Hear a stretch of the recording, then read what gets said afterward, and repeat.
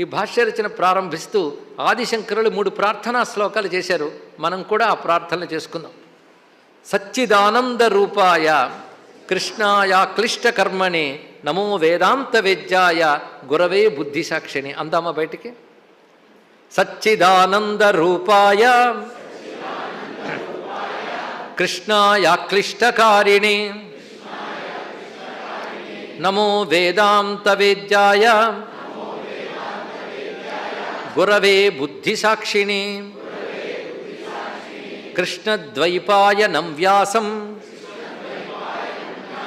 సర్వలోకహితేరదం వేదాబ్జ భాస్కరం వందే శమాదినిలయం మునిం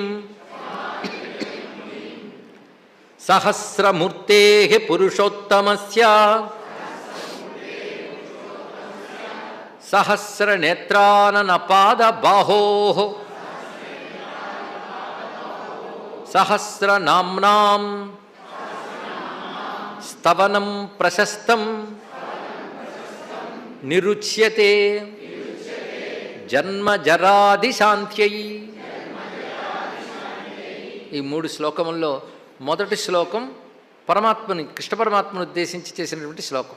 అంటే విష్ణు సహస్రం ద్వారా ప్రతిపాదింపబడుతున్న దైవం ఎవరో ఆయన మొదటి శ్లోకంలో స్తుతించారు. ఆయన ఎవరు? బ్రహ్మము.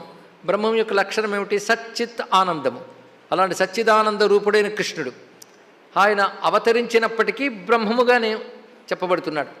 అందుకే ఏదైనా చేయగలిగిన వాడు అటువంటి స్వామి అక్లిష్టకారిణి అని చెప్పబడుతూ వేదాంత వేద్యాయ అనడంలోనే శంకరుడి ఉద్దేశం తెలుస్తుంది. వేదాంతము చేత తెలియబడేవాడు, వేదాంతము యొక్క తాత్పర్యం. ఆయన ఎందుకు ఆశ్రయిస్తున్నామంటే ఆయనే గురువు, ఆయనే బుద్ధికి కూడా సాక్షి అయినటువంటి పరమాత్మ. యో బుద్ధే పరతస్థ సహా అని చెప్పినట్లుగా అని పరమాత్మ ముందు నమస్కారం చేసి తర్వాత ఈ విద్యను అనుగ్రహించిన గురువుని నమస్కారం చేసుకోవాలి కదా. అది కృష్ణద్వైపాయనం వ్యాసం. ఎందుకయ్యి ఎంత చేశాడో మహానుభావుడు. భారత రచన కానీ ఇవన్నీ కూడా మన కోసం కష్టపడ్డాడు. ఎందుకు? సర్వలోకహితే రథం, సర్వలోకహితం పైనే ఎప్పుడు ఆసక్తి కలిగిన మహానుభావుడు. వేదాబ్జ భాస్కరం, చక్కని మాట. ముడుచుకున్నటువంటి కమలం సూర్యుడు రాగానే వికసించి అందులో ఉన్న సర్వశోభలు తెలుస్తాయి. అలాగే వేదం అనే పద్మాన్ని వికసింపజేసిన సూర్యుడు వ్యాసుడు అన్నారు. ఎంత అద్భుతమైన విషయం. వ్యాసుడు లేకపోతే మొత్తం వేద విజ్ఞానం లభించేదా?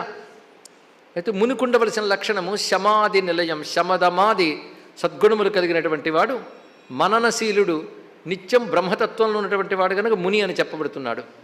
ఇక 3వది విషయ ప్రస్తావన. మొదట విష్ణువుని స్తుతించారు, గురువుగాని స్తుతించారు.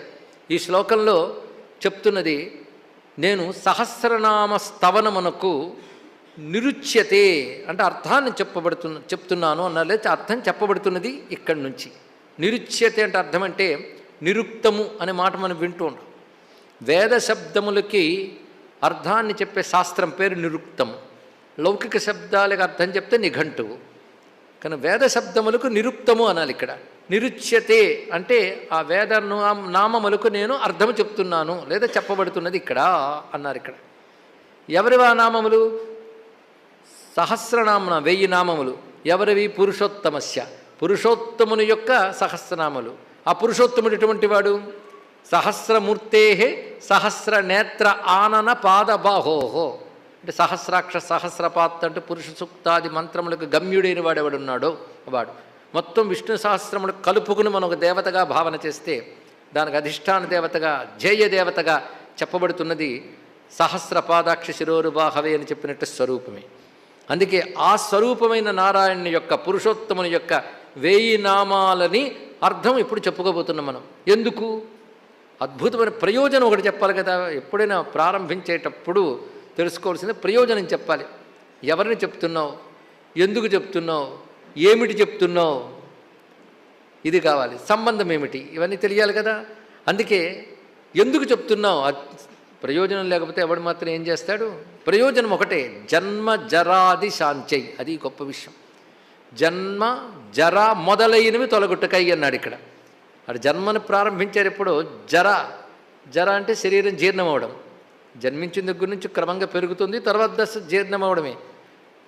ఆది అన్నారు కనుక జరా మరణములు కలుపుకోవాలి. కనుక జన్మ జరా మరణములు మొదలైనవి ఉపశమించడం కోసమై విష్ణు సహస్రనామాలకు మన అర్థం తెలుసుకుంటున్నాం. ప్రయోజనం ఇప్పుడే తెలిసింది కదా. అంటే మరి జనన మరణ చక్రంలో పడకుండా ఉండుటకై, అంటే ముక్తికై. ముక్తి కేవలం జ్ఞానం వల్ల తప్ప మరొక దాని వల్ల లభించదు. జ్ఞానాదేవహి కైవల్యం.